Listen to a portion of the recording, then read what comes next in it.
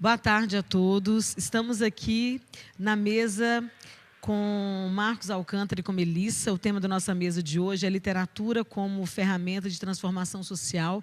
Meu nome é Sandra Duarte, eu sou uma das curadoras do segundo FLIC Itabira da nossa cidade e muito feliz em receber essas duas pessoas que estão aqui. Agradeço o público por estarem, Lu, a nossa produtora arrasante. Vamos começar os nossos trabalhos aqui. Primeiro, conversando sobre como é que foi uma infância, né? Uma infância que a gente teve contato com a arte. Eu quero só oferecer essa mesa para o José Grimoaldo, que foi meu primeiro professor de cerâmica. E eu estou meio passada ainda, não é porque eu estou grávida que estou com vontade de chorar, mas eu encontrei com o Zezinho. Zezinho faleceu em outubro, eu encontrei com o Zezinho em setembro e pedi para que ele fizesse uma moringa para mim com furo. Então, quando ele faleceu mês passado, eu ainda estou meio passada, né? Então, é para ele, onde ele estiver, que é essa mesa, porque foi o trabalho dele que mudou também a minha vida. Então, a gente começou... vamos falar um pouquinho nesse primeiro momento da nossa infância. E eu queria falar um pouquinho da minha infância, né? Porque o que mudou a minha vida foram as oficinas de arte e literatura que eu tive desde cedo. E os dois lugares eram a Casa do Brás e o Centro de Artesanato. Então, o contato que eu tive com literatura e com arte foram nesses lugares. E foram esses contatos, essas oficinas, que me fizeram ter uma experiência interessante com literatura e com arte e me fizeram escolher o que eu queria fazer. Então, eu quero saber... Primeiro, nesse momento, eu queria que a Melissa e o Marcos Alcântara fizessem uma breve apresentação de si, que eu acho melhor vocês se apresentarem, né? Eu sei que você é professora de português, de língua portuguesa, Marcos é gestor cultural, mas eu gostaria que vocês falassem, apresentassem vocês e contassem já, como uma primeira pergunta, uma primeira questão, como que foi a infância de vocês e como foi o primeiro contato com a literatura, tá? Então, segura aqui a questão dos Drummondzinhos, mas eu quero que vocês falem assim, quando é que vocês encontraram com a literatura e com a arte, tá? Primeiro um breve descritivo de quem vocês são e depois como é que foi a primeira experiência com a arte, com a literatura, tá? Bom, primeiro boa tarde para todo mundo, obrigada por estarem aqui, obrigada produção pelo convite, estou muito feliz, muito realizada de estar aqui. Sobretudo porque a gente passou um momento tão difícil de pandemia e tudo mais, e poder estar num ambiente público em que estão acontecendo atividades culturais fomentadas com carinho por essas pessoas que estão aqui na produção, eu acho muito legal ressaltar que isso é muito importante, e que eu me sinto feliz de estar participando disso pela primeira vez como professora formada. Então, para mim está sendo um marco esse dia. Meu nome é Melissa Itabirana, sou formada em Letras pela Universidade Federal de Ouro Preto, me formei em 2021, nesse contexto de pandemia, e já no início da minha carreira, vim trabalhar aqui na Prefeitura Municipal e sou professora da rede, trabalho em escola municipal como regente de língua portuguesa. Atualmente faço pós-graduação, vivo aqui em Itabira. E é isso. Minha infância, vamos lá. Acho que é importante falar, quando a gente fala de infância, dos nossos pais, né? E eu acho que essa é uma história muito inusitada, porque meus pais têm uma vida escolar bastante diferente da minha. Meu pai trabalhou a vida toda como pedreiro e estudou até a 4ª série do ensino fundamental. Eu me lembro do meu pai, até alguns anos atrás, de ter dificuldade de escrever algumas palavras, de ser letrado em algumas coisas relacionadas à tecnologia, a ter dificuldade de usar celular, coisas do tipo. E meu pai é um homem jovem, meu pai hoje tem 42 anos. Quando eu nasci, ele tinha 18. Então, pois é, tá vendo? Se poderia. Então, meu pai muito jovem, de uma família muito pobre, teve estudo, então, até a 4ª série do ensino fundamental, e minha mãe conseguiu completar o ensino fundamental, mas não o médio. Então, minha mãe, grávida, de 39 anos na época, se formou na EJA e concluiu o ensino médio, já tendo 3 filhos. É nesse contexto familiar que eu fui a primeira da minha família a entrar numa universidade federal. E a concluir um curso, a me tornar professora. Então, meu contato com a literatura, a primeira lembrança que eu tenho é da minha irmã lendo para mim um livro chamado A Casa Sonolenta. Não é? Ela lendo para mim essa história de um livro que ela pegou na biblioteca, Luana, emocionada, bonitinha. Pegou o livro na biblioteca da escola, e isso é um ponto importante que eu queria depois falar mais até.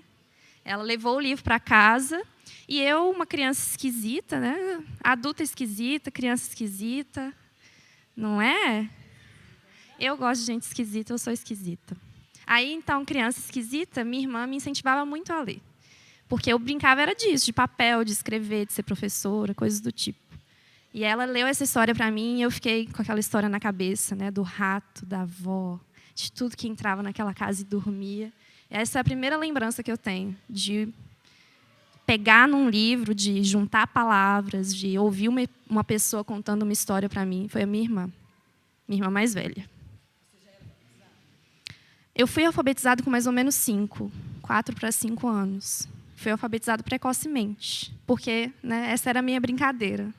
Não consigo lembrar com exatidão como que isso aconteceu, mas foi um livro que eu me lembro de ter lido sozinha também. Então, eu acredito que tenha sido nessa época. Isso. Vou passar a palavra para o Marcos. Que história bonita da Melissa, né, gente? Boa tarde a todos, boa tarde, Sandrinha. Que bom, né, esses elos que a vida traz a gente, né? Porque as duas pessoas que estão aqui comigo também, a gente tem um elo muito grande, né? A Sandrinha, desde pequenininho, morando na mesma redondeza ali.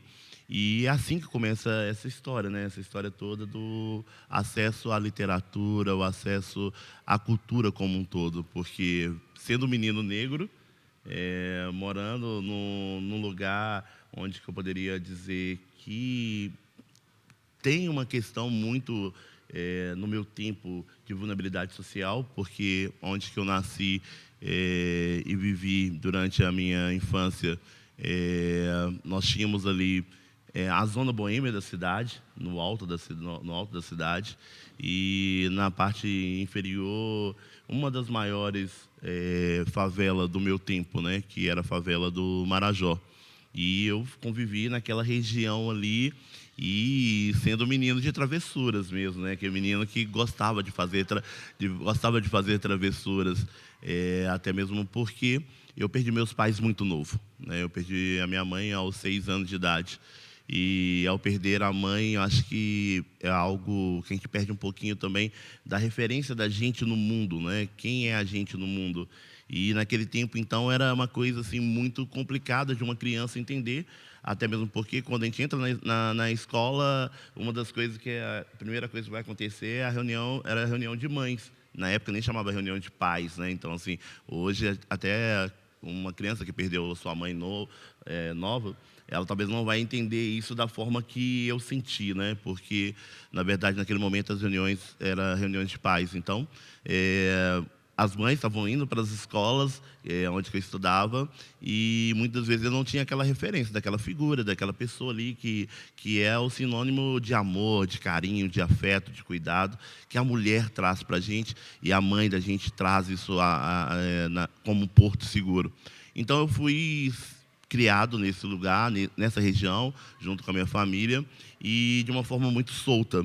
E nessa forma muito solta, eu pude conviver com pessoas boas, pessoas ruins, né? Pessoas que realmente queriam ali, vem cá que eu vou te dar a mão. Eu lembro de uma senhora que contribuiu muito com a minha vida, que era a dona como se fosse uma mini padaria de bairro, da esquina do bairro, que era a Margarida, tipo assim. Então, eu estava lá na rua aprontando, a Margarida falou: não vem aprontar não, vem cá que eu vou te ensinar a fazer alguma coisa e vou te dar um lanche depois. Então, assim, criança criança, ficava feliz demais, né, por ajudá-la e fazer um lanche. Mas aquele processo que ela estava conduzindo a minha vida era um processo educativo, era um processo de realmente me mostrar novos caminhos, novas possibilidades.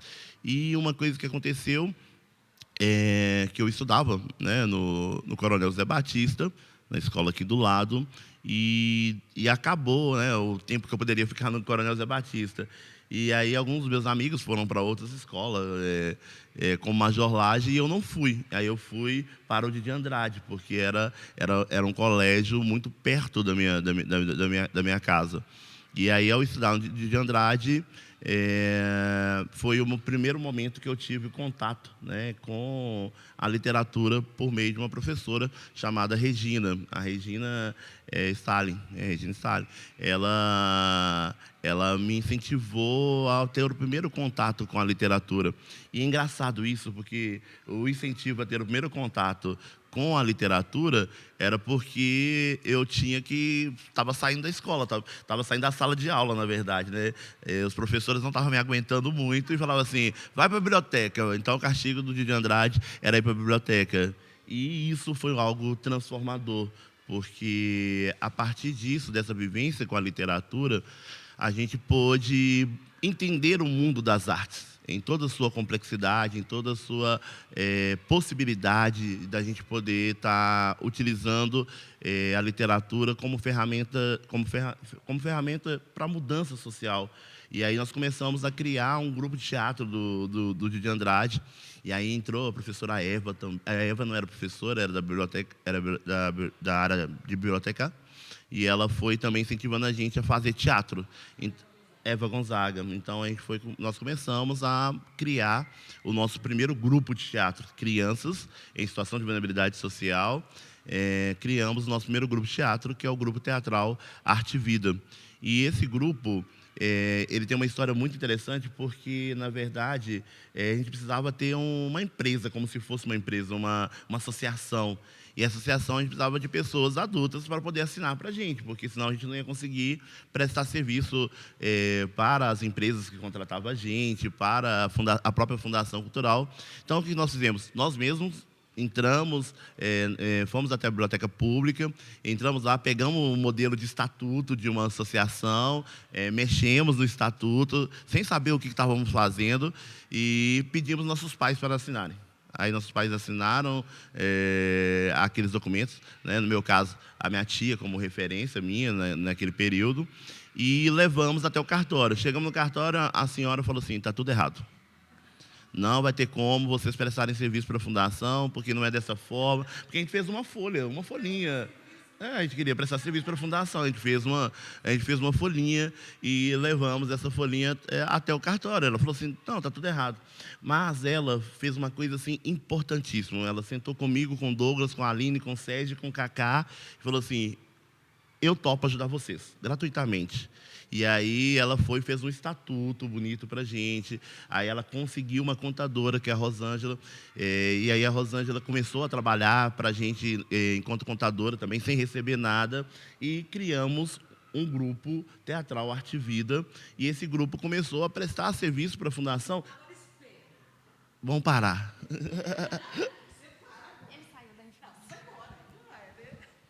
Então, calma, vamos como serial killer, vamos por partes.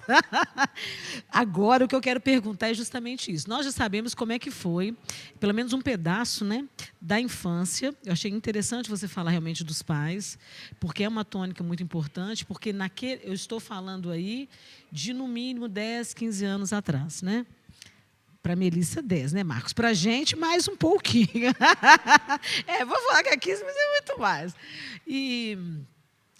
Era um tempo em que vocês que hoje, você um gestor público, você uma professora, vocês conseguem perceber quais foram as políticas públicas que abarcaram vocês? Porque vocês, os dois agora, nosso próximo passo é que vocês, como é que foi o encontro de vocês com os Drummondzinhos? Porque você pegar, um projeto que é antigo aqui na nossa cidade, para cada um de vocês pegaram vertentes diferentes, linguagens diferentes dos Drummondzinhos, né? Formas diferentes de trabalhar com a recitação, com a palavra. Mas como é que vocês encontraram, agora o próximo passo, quando que vocês entraram no projeto Drummondzinhos e como é que vocês perceberam que naquela época estava organizado essa proposta, onde que eram os ensaios, como é que isso foi e a pergunta a principal pergunta, como foi o impacto desse projeto na vida de vocês?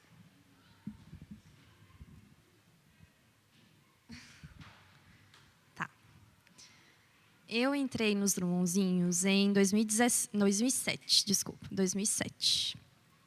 Eu, então, tinha 9 anos de idade. E aí, a prerrogativa do projeto era de ser uma frente de ação entre o serviço social e a Fundação Cultural. E tinha um recorte de classe muito específico no projeto, né? De serem crianças que estão em algum nível de vulnerabilidade social. Então, a gente passou por um processo seletivo bastante interessante na época, eu não me lembro muito bem, se eu ficar detalhando aqui vai ser uma mentira, porque eu realmente não me lembro, mas que tinham alguns critérios, né? A gente realmente passou por uma seleção e o fator socioeconômico era um desses que diriam se a criança estava apta ou não para entrar. E nesse período, né, de 2007, estava sendo um período em que essa possibilidade de ser uma criança que estivesse passando tempo na escola e tendo um tempo de atividade extracurricular, remunerada, né, que pudesse me dar... Isso, na minha família, era muito forte na época, né, que eu tivesse um futuro com algum tipo de formação profissional em que eu não crescesse sem saber algum tipo de habilidade que eu pudesse ter ou não tivesse nenhum referencial do que eu poderia ser enquanto profissional, isso era muito forte. Né, de novo, criança esquisita. E minha mãe achava que eu tinha que usar a minha esquisitice de ficar dançando, cantando, falando sem vergonha para as pessoas, né, levando as coisas na escola de um jeito diferente, no sentido de estar à frente das coisas, de querer assumir papel de liderança em tudo, de ficar propondo coisas para professor, coisas do tipo. Ela pegou essa minha habilidade para transformar numa saída para a nossa situação de vulnerabilidade. Né? Minha mãe, a vida inteira, trabalhando incontáveis horas por semana para conseguir fazer com que eu e a minha irmã, na época eu não tinha meu irmão ainda, que a gente tivesse uma vida confortável. E o meu pai também. Então, o projeto, para mim, entrou nesse contexto. Eu precisava daquele dinheiro para aliviar um pouco as responsabilidades da minha mãe e do meu pai com relação às contas da casa. E, em contrapartida, tinha um discurso de você, quando crescer, vai saber guiar pessoas pela cidade, vai saber se comunicar em público, vai saber, né, vai poder trabalhar na fundação, que seja. Então, tinha essa coisa, né, de eu não crescer sendo uma criança desamparada, no sentido de que eu teria dificuldade para encontrar emprego, por exemplo, sabe? Então, isso era muito forte. Eu já conhecia Drummond porque eu estudei minha educação infantil no Coronel José Batista também. Então, as minhas professoras lá, eu me lembro da avó Lourdinha, da professora Conceição, da Cidinha, inclusive, que no ano passado encontrei com elas aqui, em frente à escola, no FLI, e fiquei assim, encantada com a reviravolta que o mundo deu. Né? De repente, eu estava com as minhas professoras, sendo professora, de volta na minha cidade, num evento que falava de Drummond, quando, na minha época, estava sendo comemorado o centenário do Drummond. Isso. Então, assim, eu me lembro das festas na escola, né, da gente tendo esse momento de reflexão de que o Drummond, há 90 anos atrás, 90 e poucos anos atrás, tinha estudado lá e que a gente estava ali. No centenário ainda não. Eu fui entrar um pouquinho depois. Né? Eu entrei no programa com 9. Exato. Então, nesse centenário, por exemplo, eu já tinha poema decorado. Era eu falando lá em cima do palco da escola. E a escola também teve um papel importante de apresentar esse mundo, né, do Drummond para mim. Por quê? não é novidade para ninguém aqui, eu não sei se vocês são itabiranos ou não, mas Itabira não tem tanta familiaridade com Drummond quanto parece, né? Crianças entram e saem da escola, às vezes, sem ler um poema com entendimento, né? E esse momento específico, eu não sei se isso teve um papel de influência no meu interesse por esse assunto, mas isso teve um impacto, né? Eu tive um momento para pensar na vida desse homem, nas palavras que ele escreveu e no impacto que isso estava tendo no meu entorno, né? Porque, para mim, era muito esquisito. Por que alguém que escreve coisas num papel tem tanta relevância assim, né? A gente está aqui comemorando a vida dele. Isso despertava uma certa curiosidade. E foi levado muito a sério. Eu acho que eu já entrei no programa, nos Drummondzinhos, tendo essa consciência de que não era só uma coisa que estava relacionada a uma atividade da escola, a uma prova que eu deveria fazer. Aquilo tinha um impacto grande e uma responsabilidade grande. Então, quando eu entrei, a estrutura do projeto tinha uma face muito interdisciplinar. Eu me lembro de que eu comecei nos Drummondzinhos fazendo aula de teatro, aula de música, aula de canto, aula de dança, aqui na Casa de Drummond. Então, eu ia para a escola de tarde, né? Eu já não estudava aqui no Coronel José Batista. Eu passei pelo processo de seleção já estudando na ENSA, né? Na 5ª série, e passava a manhã ou a tarde na ENSA, ou a manhã e a tarde aqui na Casa de Drummond. Ou nos teatros da Fundação, na Casa do Brás, a gente teve um período também treinando e ensaiando lá. No Memorial, enfim, eu acho que a gente habitou bastante esses espaços que hoje são conhecidos como, né, centros de cultura e casas de cultura. A gente ensaiou muito neles. E tive vários professores com diferentes formações, né? Estava falando com o Rafa ali embaixo, o Rodrigo, que seria palestrante de uma oficina de slam, foi nosso professor também. Então, eu tive, nos Drummondzinhos, uma formação muito interdisciplinar. Até balé a gente dançou, você lembra? Era muita coisa.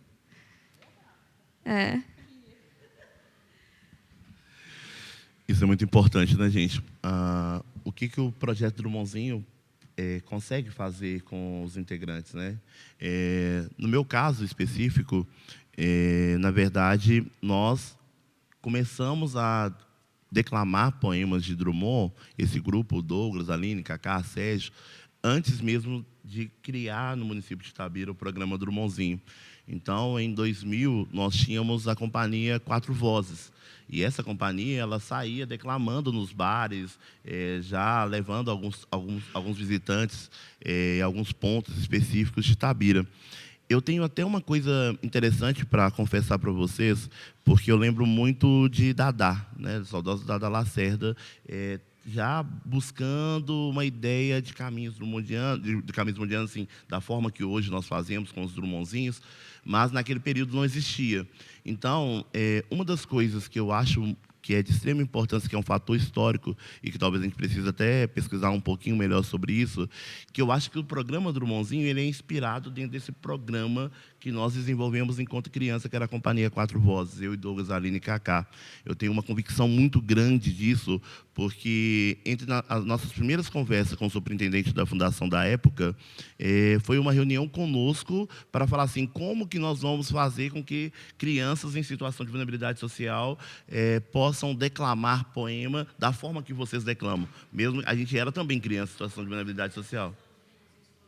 Aí o programa Drummondzinho é criado em 2001. Né? Então, assim, depois de um ano já que a gente já estava fazendo muitas atividades. E quem vai participar do programa Drummondzinho, da primeira turma, são esses amigos meus. Né? Eu, Douglas, Aline, Cacá, Sérgio e mais uns 30 meninos e meninas em situação de vulnerabilidade social que eram encaminhados por meio da Secretaria, na época, de Ação Social, nem era assistência social, eram encaminhados as crianças que encontravam-se em situação de vulnerabilidade social. E muitas dessas crianças não tinham nem a aptidão eu falo assim, interesse para estar no programa, só ia para o programa por uma questão da bolsa, porque os pais cobravam a presença dessas crianças dentro do programa. E nós estávamos no programa porque a gente já entendia a cultura como algo transformador, como algo que tem uma grande relevância e, principalmente, nós já tínhamos um entendimento naquela época, mesmo sendo criança, que Drummond era a porta de entrada para uma Itabira cultural. Então, a gente defendia isso muito, assim. Eu lembro da gente parando o show do Romário, porque o Romário fazia show no Tempero Mineiro à noite. Na época, isso era como se fosse um grande evento, em Itabira, Romário, no Tempero Mineiro. E aí a gente parava, pedia assim, Romário, deixa parar seu show 5 minutos, 2 minutos, o que seja, para que a gente pudesse declamar poesia. E assim a gente passava chapéuzinho e ganhávamos dinheiro. Nós ganhamos muito dinheiro assim, para comprar o nosso hambúrguer, para comprar o nosso primeiro tênis, que a gente queria ter, um tênis bonito. Então, tudo isso nós fizemos por meio da obra drummondiana e, assim, numa visão de criança, mas talvez atemporal, assim, do que Itabira hoje está vivendo e o que o programa Drummondzinho fez na vida dessas pessoas.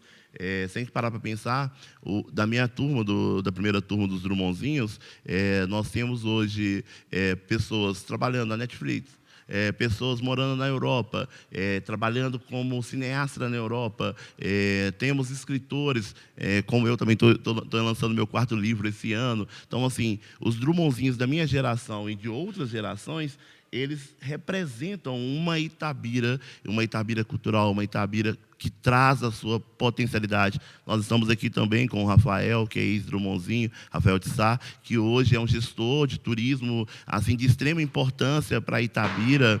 Então, tudo isso é resultado de uma política pública que foi desenvolvida com esse olhar do entender a Itabira que nós temos e as suas potencialidades. Não somente como as escolas trabalhavam com a gente, talvez quando a gente era pequeno, o próprio Coronel José Batista trabalhava dessa forma, que era uma questão de decorar.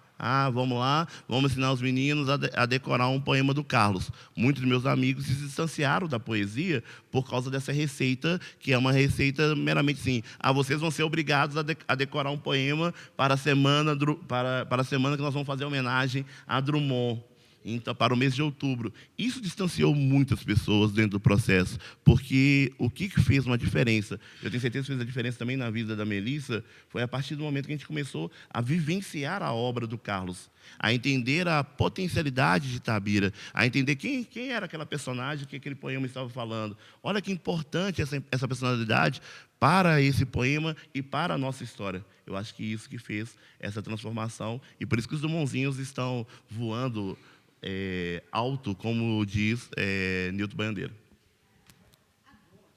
Eu queria falar só uma coisinha. Me perdoa. Mas sabe o que é? O Marcos tocou num assunto que eu acho interessante e importante, sobretudo nesse momento que a gente vive, em que as políticas públicas que ele cita são vistas como um assistencialismo, né?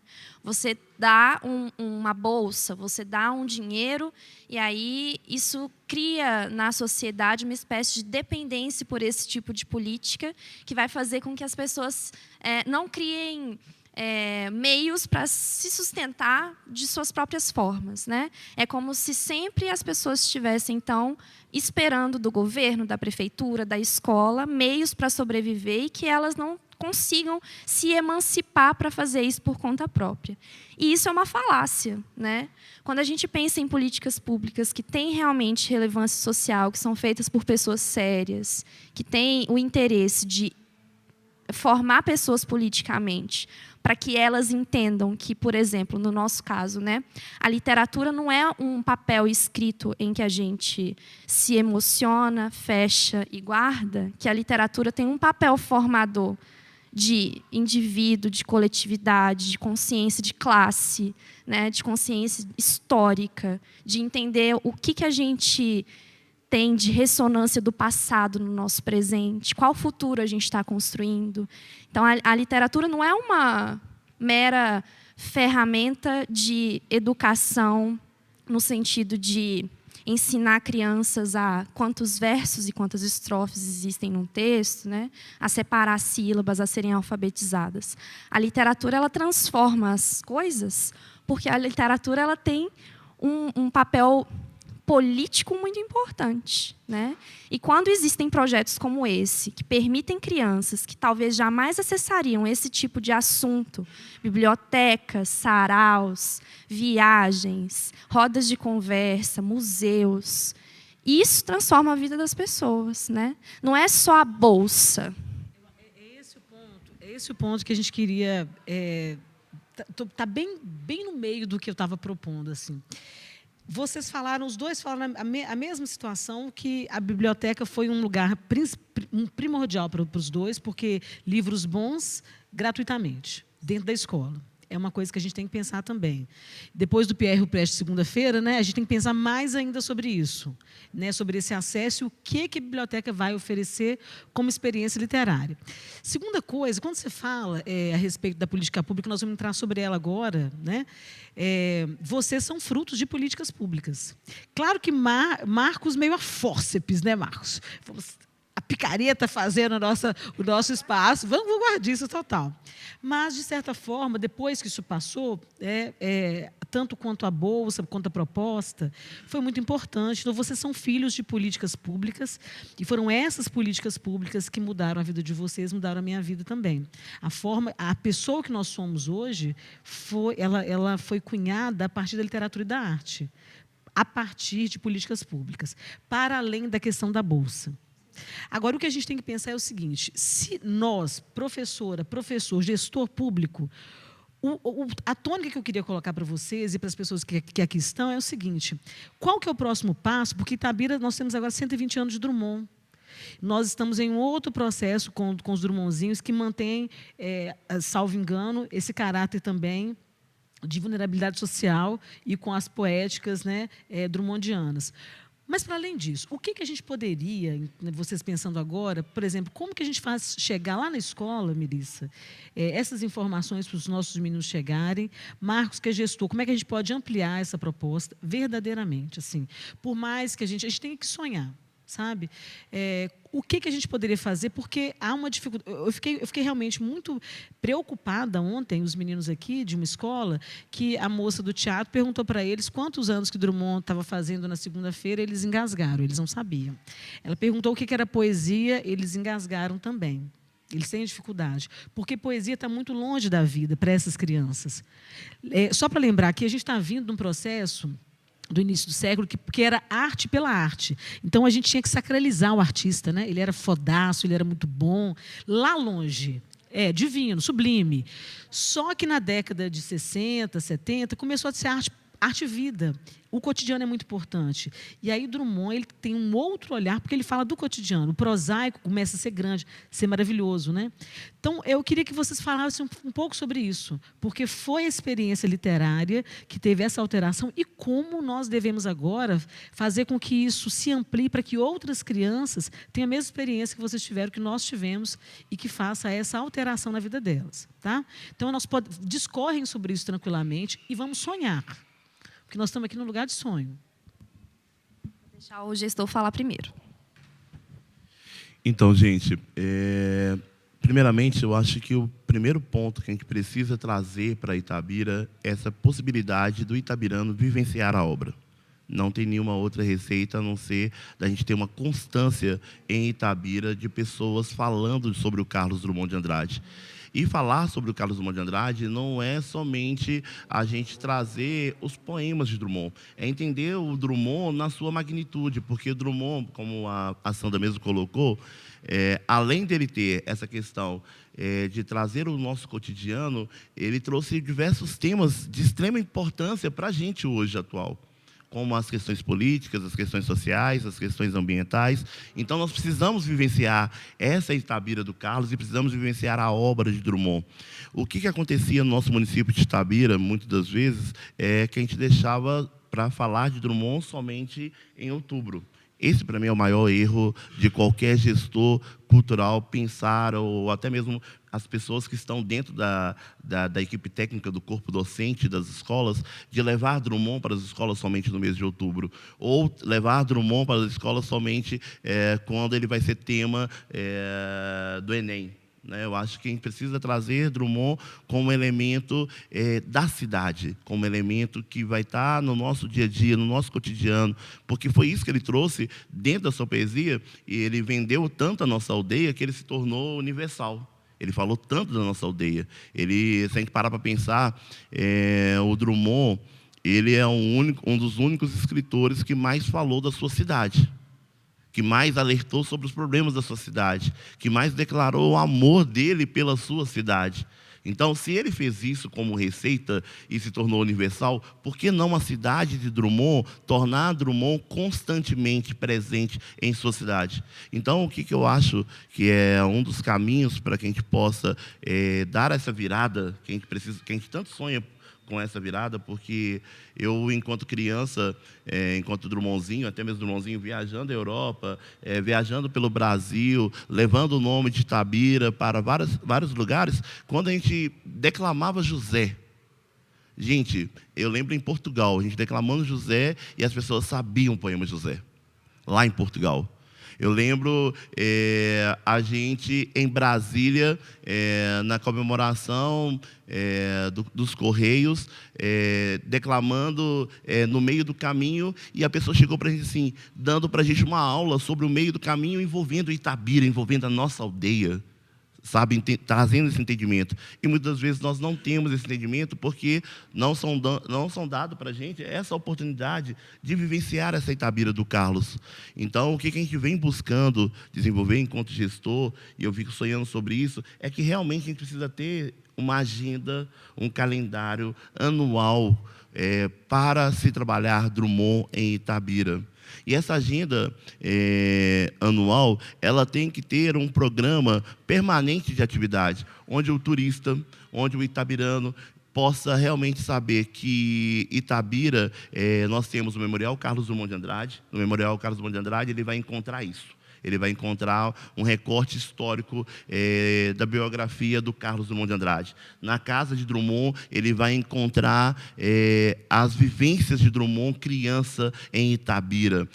Na fazenda do Pontal, nós vamos ter a referência de Drummond com o negro. Sabe, elementos que a gente precisa vocacionar na nossa cidade? Então, eu acho que, muitas das vezes, as pessoas que conduziram esse trabalho não levaram isso de forma séria, porque nós precisamos realmente ter um trabalho sério e contínuo na nossa cidade. Então, uma coisa que eu acredito e venho defendendo muito na cidade é que Itabira possa vivenciar a obra do Drummond, não somente ter crianças e adolescentes decorando poemas do Carlos, porque a receita que deu certo comigo, que deu certo com Melissa e fez com que a gente se tornasse universal por meio do Carlos, é porque nós passamos a vivenciar Drummond e a vivenciar a Itabira, essa cidade mineradora, essa cidade que tem uma potencialidade grandiosa no ecoturismo e essa cidade que é cultural.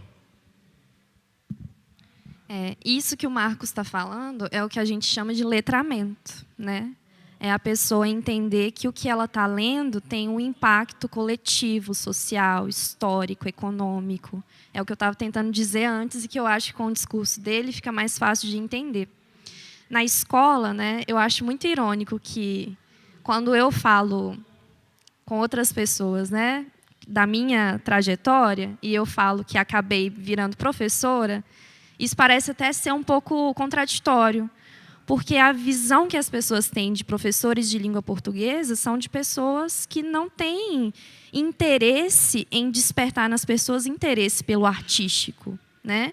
São de pessoas que estão preocupadas em fazer os outros conhecerem regras gramaticais. E isso, para mim, é muito triste, porque eu, enquanto professora, eu entendo que o meu papel não é só de fazer crianças e adolescentes a formarem frases com sentido completo, sabe?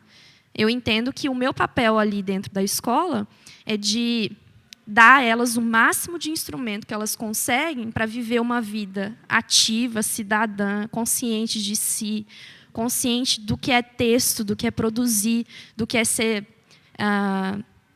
humano, né? do que é viver em comunidade. E isso não tem como ser feito sem línguas, sem palavras, sem comunicação. Eu acho que, a partir do que o Marcos está falando, ter essa consciência nas escolas, enquanto parte curricular de formar cidadãos mesmo, né, a partir daquilo que a nossa cidade tem como repertório cultural, é essencial. Não adianta eu falar para as pessoas, ler é importante, ler abre portas para o mundo. Mas que mundo, né?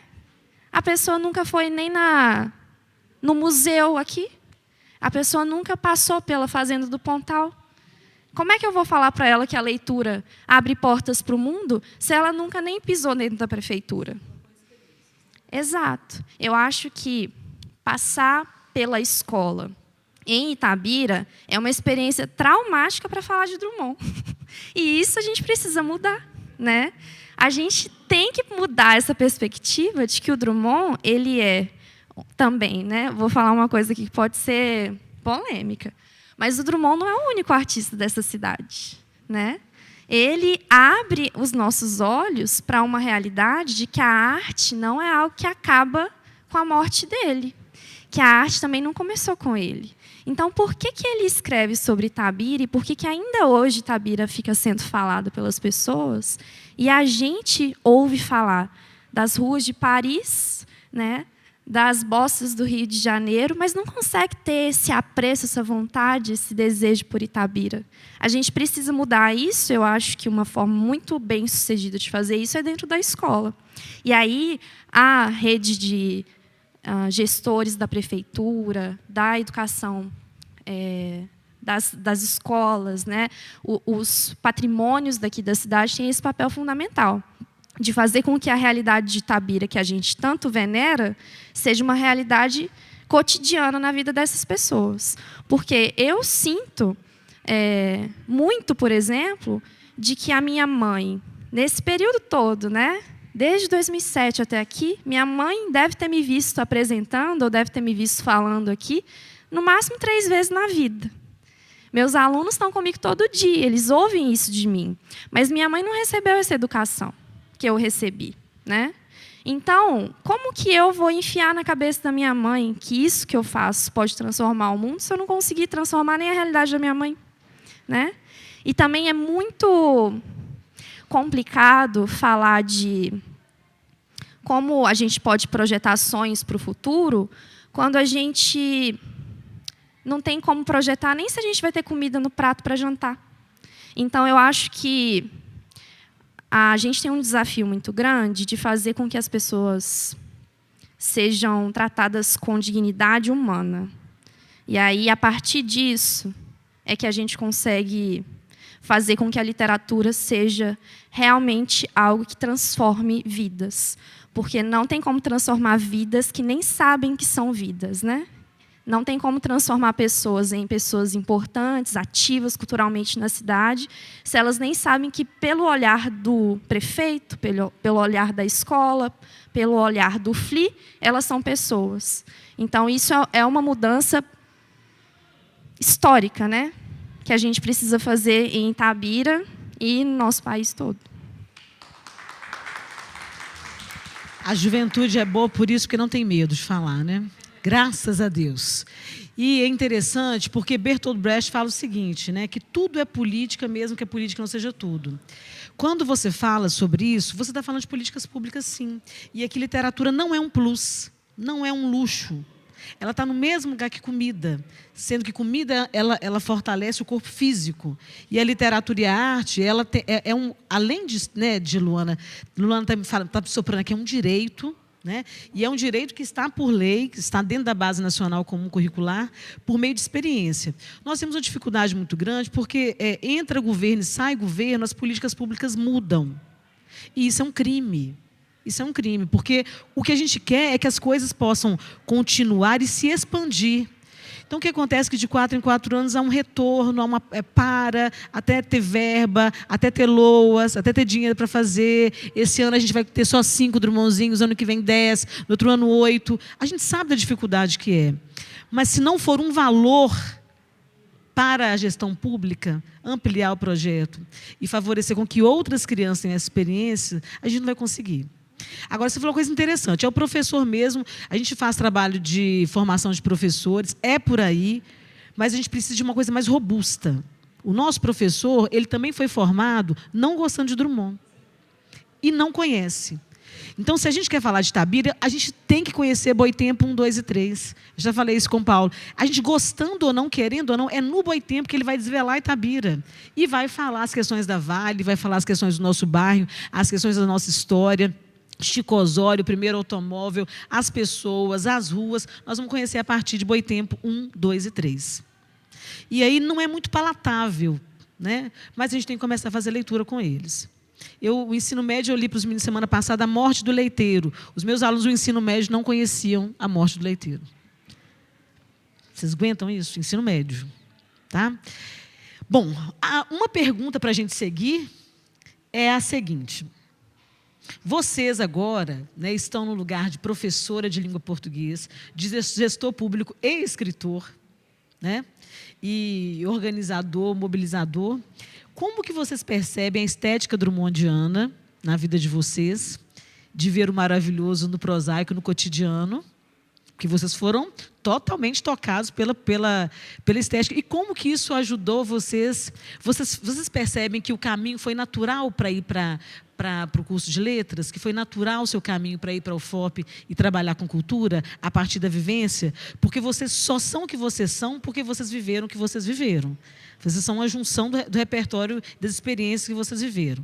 Então, primeiro é pensar nisso e como é que é retornar à cidade? São duas perguntas. Como é que é retornar à cidade sendo aí, né, impelidos a colocar em prática a experiência que vocês tiveram? Porque vocês são impelidos. É uma marca. Melissa é ex-Drummondzinho. Marcos é ex-Drummondzinho. E aí? Como é que é isso? Bom, Melissa, tô gostando da Melissa. A Melissa vai só passando para mim, né, velho? Vem cá, ela vai pensando, mas ela é fantástica. Bom, primeiramente, essa questão da estética mesmo. Como que o Drummond influencia na vida da gente, né? Eu acho que toda a minha história de vida e por onde eu passei, desde a primeira oportunidade de ir para Ouro Preto para poder estudar e entender aquele mundo que era para mim grande. Você acredita que eu fiz engenharia de produção, mas nunca trabalhei. Eu fiz aí depois eu fiz primeiro técnico em edificações, engenharia de produção, e fui parar em administração.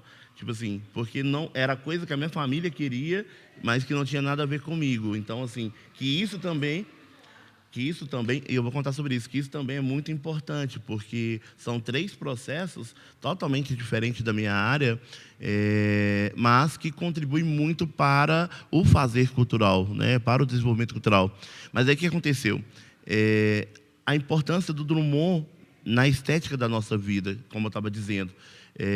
Porque, ao chegar em Ouro Preto, uma das primeiras coisas que eu estava buscando era uma oportunidade de me envolver com essa cidade cultural, porque eu fui conhecer o Ângelo Osvaldo em Itabira quando eu era Drummondzinho. Então, assim, em 2002, que foi quando nós conseguimos adquirir a casa de Drummond.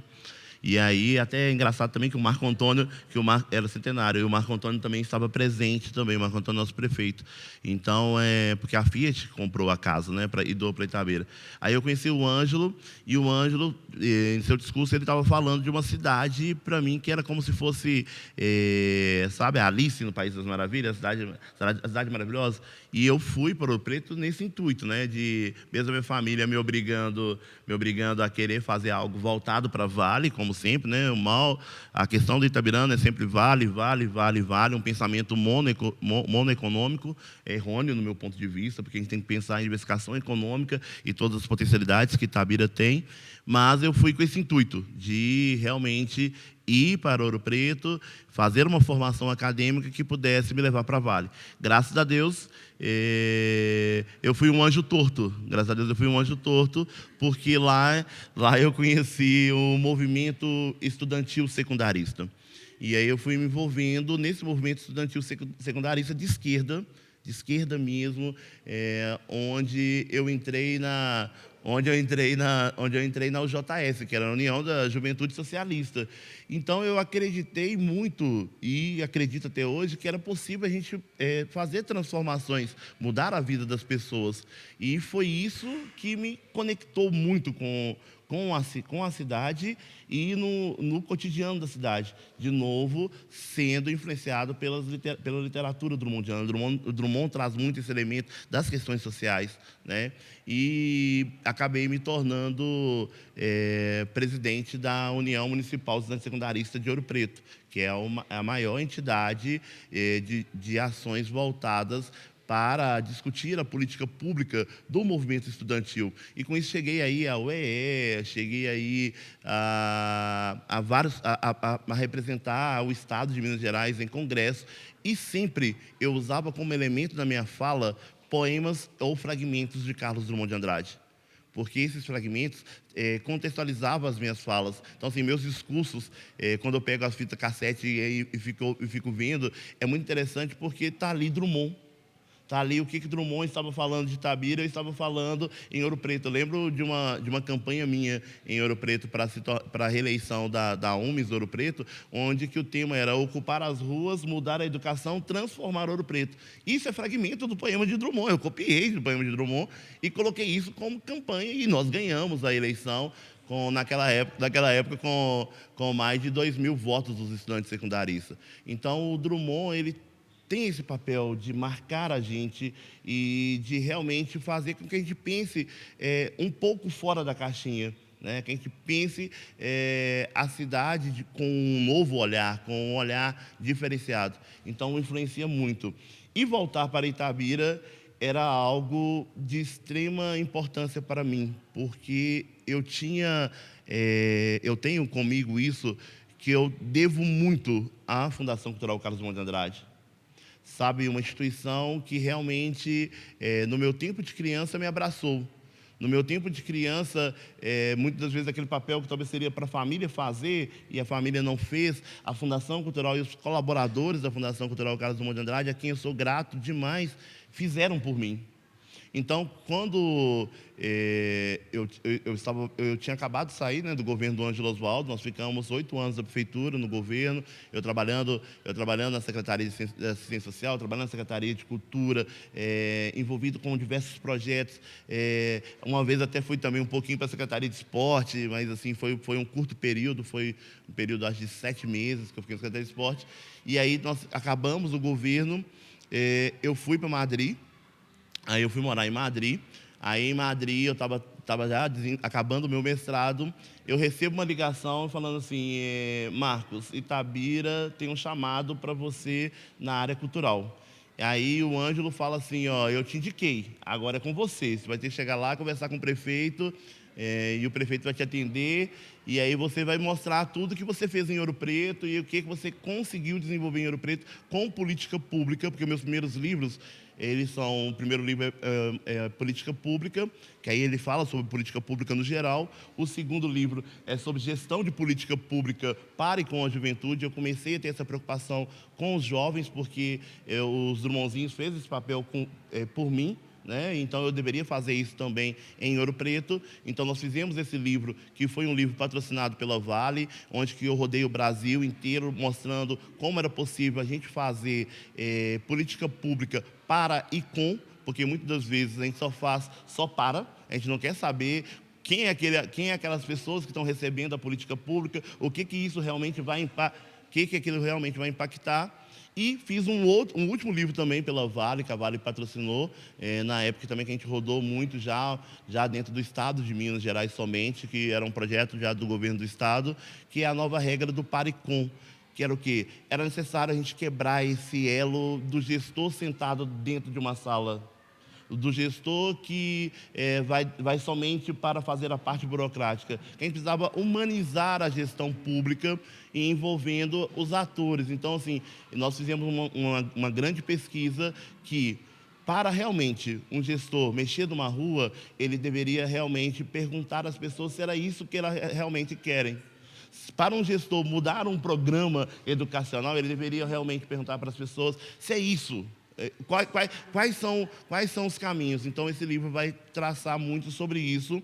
E que é uma coisa, Sandrinha, que nós trouxemos esse ano já, enquanto gestor da Fundação, para o programa Drummondzinho.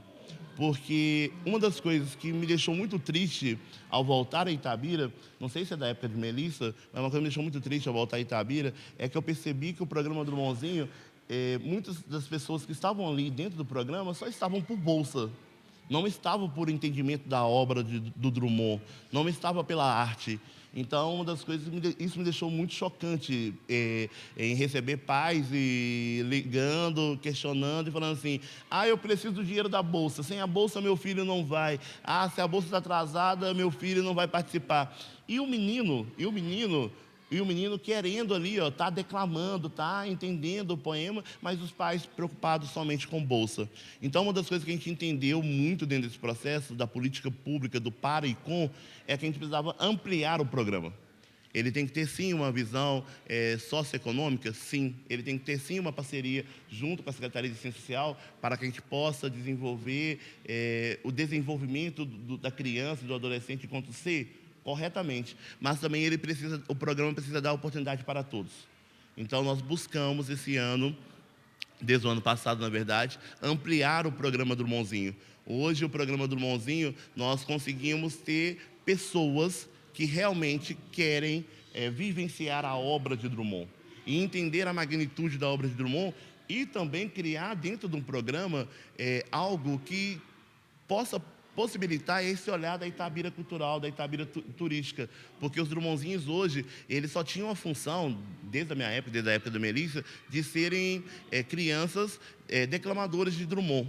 E hoje nós temos também essa visão de que eles podem ir além, eles podem ser atores da cidade, pessoas que vão dar sequência nessa história linda do Carlos em Itabira, se tornando guias poéticos e de Itabira. Então, assim, hoje o Drummondzinho ele vai sair do programa sendo guia, tendo uma formação, então tendo uma profissão para que ele possa estar executando e recebendo por isso.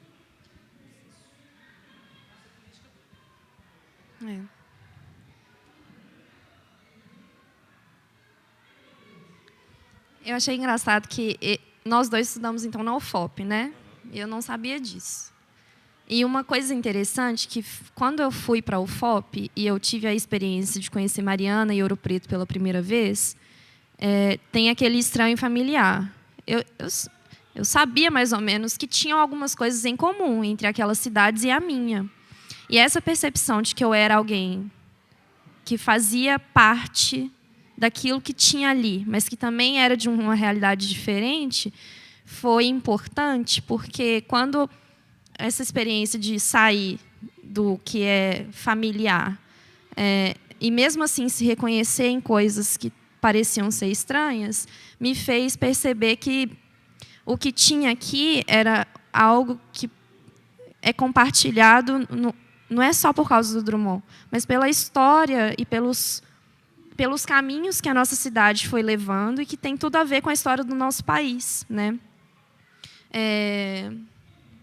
E aí, foi nesse momento em que eu comecei a entrar numa crise que se estende até hoje, graças a Deus que eu tenho um salário para pagar muita terapia, porque é uma crise voltar para a cidade quando a gente sai, e quando a gente sai e fala assim, eu sou itabirana, e a pessoa pergunta, mas Itabira, o que é? É a cidade da Vale. Você já ouviu falar na Vale? Já ouvi, a barragem, né? Uhum. É a cidade do Drummond também. Drummond? Aí eu percebi o quê? Que as referências que eu tinha da minha cidade era de uma empresa multinacional. Enfim, de uma empresa multinacional e de um poeta que tinha morrido já há muito tempo. Então, as pessoas não tinham uma ideia que eu achava que elas tinham de que Itabira é importante como as pessoas diziam que era. Então, tinha alguma coisa errada, ou com as pessoas ou comigo. Porque eu estava me dando, então, uma importância estava dando para a minha cidade uma importância que era esquisita na visão das pessoas.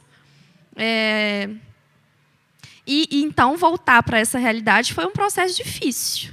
Porque eu não só voltei, mas voltei sendo professora. Então, tinha uma coisa assim, de que agora eu tinha que, heroicamente, fazer uma grande revolução.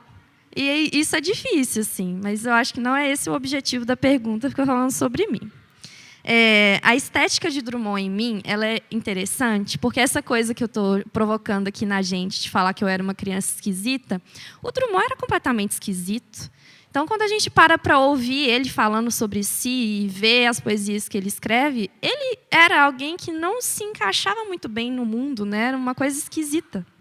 E eu acho isso ótimo, porque quando ele fala que ele era um poeta no escritório, ele faz uma autodepreciação que é crítica, mas que, ao mesmo tempo, é exatamente o que a gente precisa, né? Quando ele fala de Itabira e do mundo, é exatamente o que a gente precisa.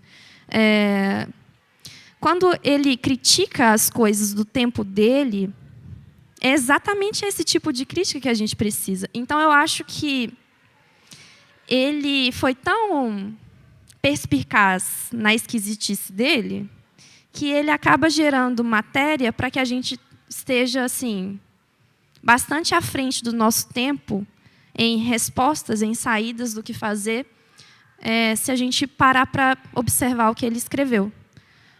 Porque, infelizmente, voltando a falar da história do nosso país, né, a gente parece avançar e retroceder, avançar e retroceder.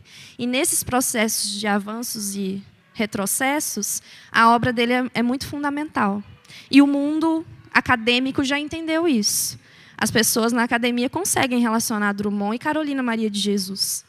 Mas a gente aqui em Itabira não consegue relacionar Drummond com as Carolinas Marias de Jesus que estão aí trabalhando na Itaúrbe, limpando os hospitais, trabalhando na Vale, né?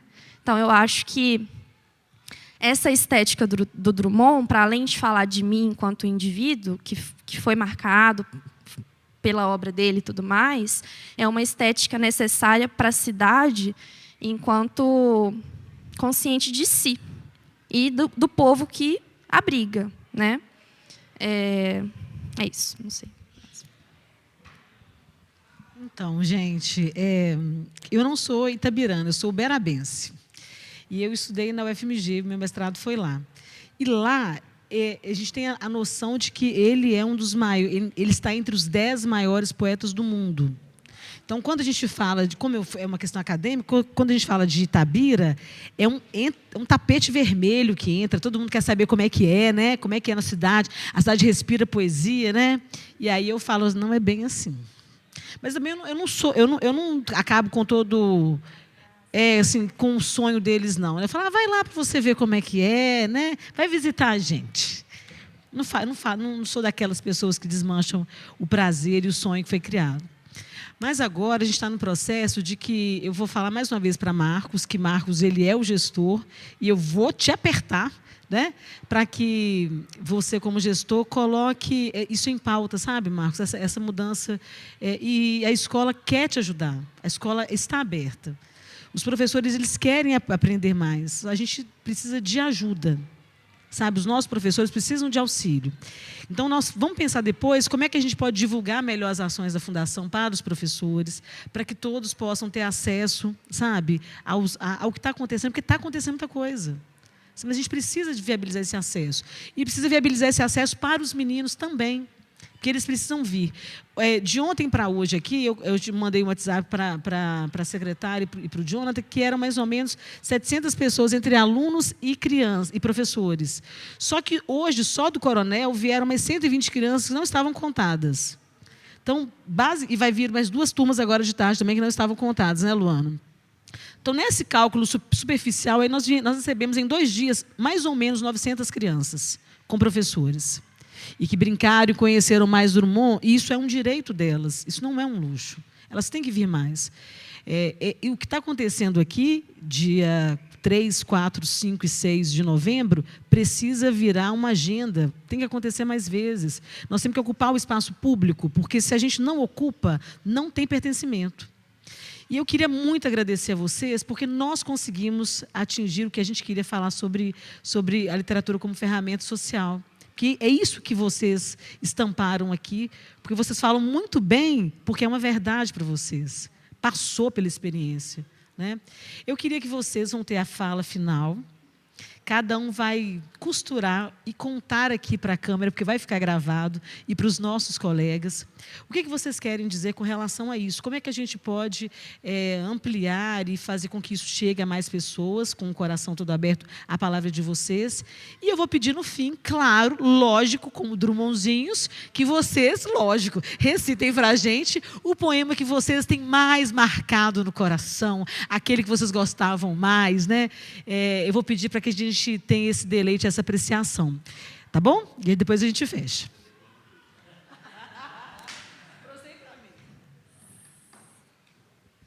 Bom, eu acho que, primeiramente, eu preciso... Nossa, é até difícil falar isso, porque a minha trajetória... Eu estava com muito receio de aceitar esse convite e ficar aqui falando como se eu fosse uma espécie de... ponto fora da curva e ficasse aqui, olha só como eu passei por isso tudo, né? Se espelhem em mim. E não é isso que eu queria passar, sabe? A minha trajetória é minha, eu tenho especificidades várias que fizeram com que eu chegasse até aqui. E eu não vivi nem um terço da minha vida, assim, eu espero. Então, eu acho que falar num tom assim saudosista sobre mim mesmo não era o que eu gostaria de fazer. Mas o que eu preciso é reconhecer que a minha trajetória foi construída por muitas mãos. Muitas mãos. E está sendo construída por muitas mãos. E eu acho que reconhecer isso, enquanto itabirana, é importante porque é possível que existam pessoas que estão esperando por situações em que elas se enxerguem como indivíduos que têm potenciais e talvez a única situação em que ela tenha isso em evidência seja a escola. E eu acho que a minha profissão me chama para esse ambiente por causa disso, né? Eu penso em exercer a minha profissão em outros lugares, né? Eu sou incentivada a fazer isso. Mas eu entendo também que existe uma parte do fazer docente, que é necessariamente um fazer de esperança, que é de olhar para a minha realidade e pensar, eu sozinha não consigo fazer com que as realidades das escolas do Brasil sejam desse jeito. Mas, se eu puder, por exemplo, né, a partir dessa mesa, com o superintendente da fundação, com a Sandra, com a diretora da minha escola, que está aqui, com a Maristela, que é professora de artes do município, com todo mundo que está me ouvindo, surgir uma ideia de fazer um material didático que acompanhe os alunos sobre a obra de Drummond, a história de Itabira, que seja interdisciplinar, que junte história, geografia, matemática e tudo, e que a gente distribua isso pela cidade afora, que as bibliotecas da escola tenham a devida atenção, né? Que tenham livros de Drummond. Gente, eu não sei se tem livro de Drummond em todas as escolas daqui, né, do município. A gente precisa fazer algo com relação a isso. Levar os meus alunos nos pontos turísticos da cidade, eles não conhecem. Eu fiquei desesperada outro dia, quando eles vieram na Casa do Brás para fazer o projeto de fotografia, e eles nunca tinham vindo no centro histórico, né? Eles vêm para talvez visitar o cinema, mas não têm dimensão do que isso significa. Então, eu, como professora, eu queria que essa experiência de Itabira não fosse uma experiência que eles ouvissem falar da boca das pessoas como uma experiência interessante para o país e para o mundo, mas que eles tivessem essa experiência, né? E se o meu trabalho puder permitir um pouquinho disso, eu acho que eu já ficaria satisfeita. Porque foi a partir de pessoas que pensaram, ou talvez nem tivessem esse pensamento muito claro, foi que eu consegui. E estou conseguindo entender qual é a importância da cidade onde eu nasci, qual é a importância da literatura na minha vida, do que o Drummond e toda essa coisa de ser poeta, de juntar a palavra, tem a ver com a esperança que eu tenho em ser uma boa profissional, entende? Eu acho que isso é uma coisa que a escola precisa. E a escola tem um poder muito grande em suas mãos, mas talvez não tenha consciência desse poder nem recursos para esse poder. Então, eu acho que isso é muito complicado. Eu tenho certeza de que meus colegas são pessoas tentando fazer o máximo de si com o mínimo de tudo, entende? Pois é. E eu acho também, essa é a minha última fala, que a gente não é incentivado a ler da forma como poderia. E a gente vive numa cidade que pretende ser literária, cultural e tudo mais, leitora, ativa nas palavras, mas eu tenho convicção aqui de que nessa sala, nessas pessoas que estão me ouvindo, a gente não tem muito tempo e nem muita ideia, interesse de pegar um livro para ler no final do dia, quando a gente já trabalhou não sei quantas horas e tem filho para cuidar, cozinha para limpar, coisas do tipo. Então, eu acho que parte do nosso interesse em fazer com que a literatura seja parte de nós, mas parte também de quem tem poder para fazer com que a literatura chegue nas pessoas, de fazer isso acontecer. Não sei como, mas você mandou a gente sonhar, então eu estou sonhando. Estímulo. Sim.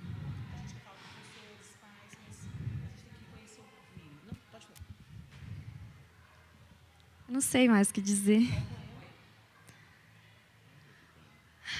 Você quer passar para a Marcos, você vai pensando que ele finaliza com Tá bom.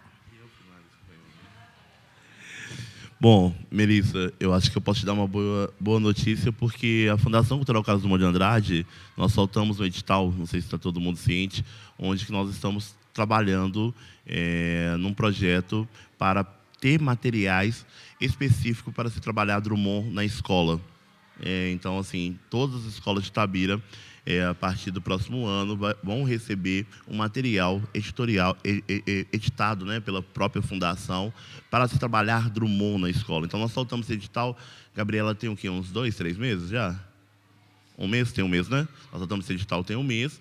E esse edital agora, nós vamos para a fase de contratação, onde a gente vai estar dando esse suporte para a educação. Quem me conhece muito sabe que uma das maiores defesas que eu tenho é do envolvimento da educação dentro do processo das atividades culturais. Porque, primeiramente, eu não entendo cultura meramente como entretenimento, somente, né? Eu acho que a cultura ela vai além disso, né? Ela pode ser uma grande indústria econômica e ela pode realmente trazer elementos para a diversificação econômica, e ela tem um papel social de extrema importância. Então, eu entendo a cultura dessa forma. Tanto que a Fundação ela sempre trabalhou com alguns programas muito eruditos, né? Aquilo que é clássico, aquilo que é feito para um público específico. E uma das coisas que nós buscamos fazer dentro da Fundação é abrir a Fundação, para que a Fundação possa realmente ser a casa do artista, para que a Fundação possa ser um lugar para os itabiranos e para os turistas, para que as pessoas pudessem visitar os nossos equipamentos, nossos espaços museológicos. Nós entramos numa gestão que cobrava-se do itabirano para visitar os espaços museológicos. Eu falei, isso é um absurdo. Como que eu quero que o itabirano vivencie a cidade dele e eu tenho que cobrar pode ser um valor irrisório, mas é impactante, sabe? Porque para uma família sair lá da Gabiroba e vir na Casa de Drummond, imagina, com umas 3 filhas, gastava no mínimo ali uns R$30 para poder vir visitar a Casa de Drummond. Então, isso para mim era um absurdo, então nós já cortamos de imediato. Eu peguei uma fundação onde que o artista ele precisava ter que pagar para poder utilizar os espaços museológicos da cidade para fazer uma apresentação ou para fazer uma exposição. Nós incentivamos isso, criando um dos maiores programas da história de Itabira, voltado para o fomento cultural, que é o Cultura Todo Dia, onde a gente repassa recurso direto para o artista, para que ele possa receber o seu recurso e sim produzir e apresentar esse projeto, então, tanto de forma online como de forma presencial. secretarial, nós não tínhamos, Melissa, um respeito aos produtores da cidade, que é de extrema importância, que são as pessoas que estão fora da boca de cena, né, fora do palco ali. Então, nós buscamos fazer editais específicos para os produtores, onde que o produtor itabirano hoje, gente, para ele poder desenvolver um projeto cultural, ele pode chegar até receber até R$80 mil para ele desenvolver cultura e arte. E uma das defesas que a gente acreditava muito dentro dessa ideia de vivência era que era necessário a gente sair do centro e descentralizar a cultura. Então, nós criamos o edital Descentraliza, que também repassa recurso para associações de bairro, porque as associações de bairro elas são de extrema importância, e para o produtor local poder produzir. Então, nós acreditamos nessas receitas. E sobre a educação, eu tenho essa missão de buscar fazer essa ação de forma intersecretarial. Entender que a cultura, a educação, a assistência social, o esporte e lazer, o meio ambiente, tudo isso tem que estar conectado, para que a gente realmente possa fazer as mudanças que nós tanto sonhamos para a nossa Itabira. Então, eu venho cobrando isso de todos os secretários, venho sendo incentivado por isso pelo Marco Antônio. O Marco Antônio é um dos grandes incentivadores também dessa ação, feita como se fosse um grande bordado, né? Que a gente vai bordando, vai juntando ponto ali, para que tudo possa realmente funcionar. Então, é uma missão, mas é uma missão que eu acredito. E quando a gente acredita, a gente busca fazer da melhor forma possível. Então, eu tenho esse compromisso, né, para a minha cidade e para comigo também, porque eu me sinto que eu devo isso a Itabira. Então, se eu devo isso a Itabira, eu tenho que ter essa gratidão e tenho que trabalhar com avidez para que a gente possa realmente transformar a Itabira nessa cidade cultural.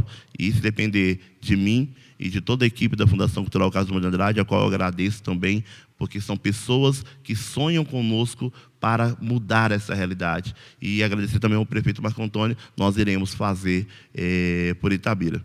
Bom, disse que eu tenho que declamar um poema, né? Ai, meu Deus. Gente, nós dois estamos aposentados.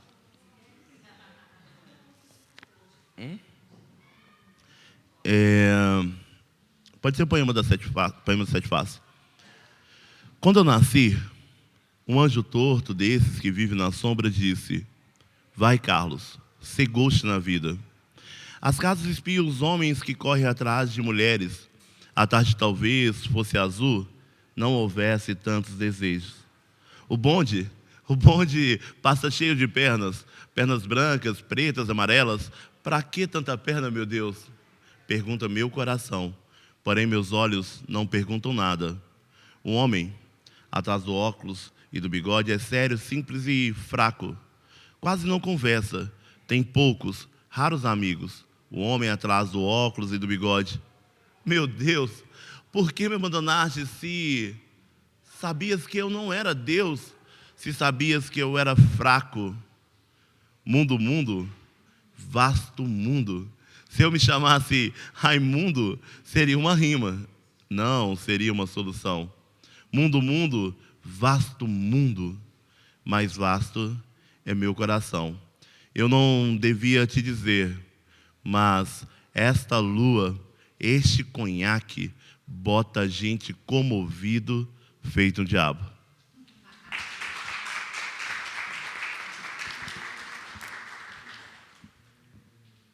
Consolo na praia.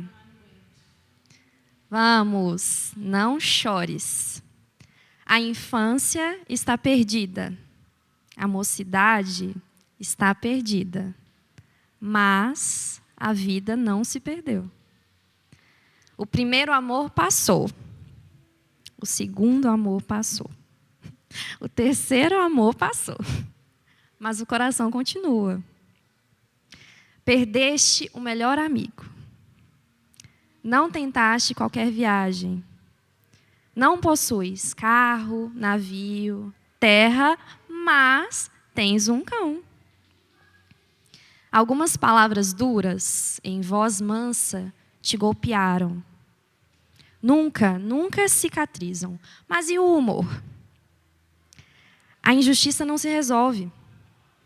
À sombra do mundo errado, murmuraste um protesto tímido. Virão outros. Tudo somado devia precipitar-te de vez nas águas. Estás nu, na areia, no vento. Dorme, meu filho.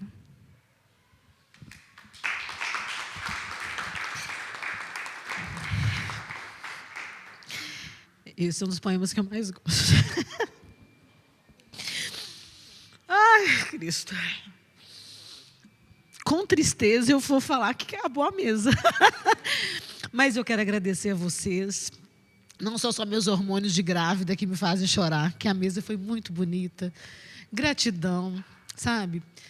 Que essa experiência que nós tivemos, a gente, como professora, como professor, como gestor, a gente consiga levar para outras crianças. Porque isso, Marcos e Melissa, é direito delas. E aí elas vão poder escolher o que elas querem fazer. Mas, primeiro, elas têm que ter a oportunidade de vivenciar. Porque elas só vão poder escolher a partir de uma vivência que elas têm. Então, que nós sejamos esse elemento que possa ligar e fazer com que elas tenham uma experiência significativa com literatura. Muito obrigada a vocês dois. Obrigada a todos vocês. Foi lindo. Gratidão, viu?